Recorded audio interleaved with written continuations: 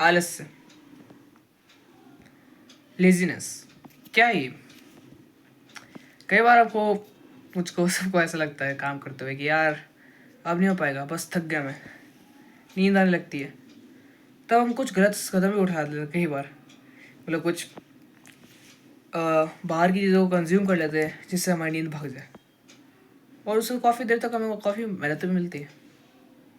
पर अगर मैं क्या हो तुम्हें एक ऐसा तरीका बताऊँ जैसे तुम तुम्हारा आलस्य भगा सकते हो बिना कुछ बाहर कंज्यूम करे, एकदम नेचुरली, बट उसका थोड़ी सी मेहनत लगेगी।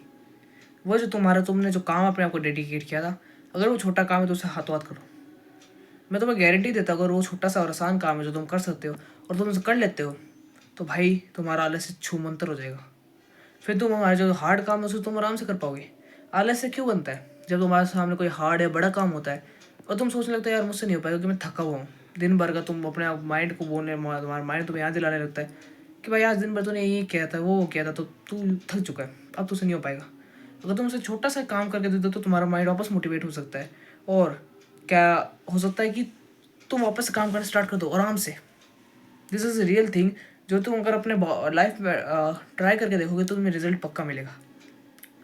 और साथ में आलस्य को हराने का यही सबसे बेस्ट तरीका नहीं है। तुम्हारे पास अगर तुम्हारा कोई ऐसा गोल है जिसके लिए तुम लगातार काम कर रहे हो, तो उससे तुम्हारा एक ऐसा सिस्टम बन जाएगा तो तुम्हें आलस्य नाम की चीज़ दी नहीं आने देगा।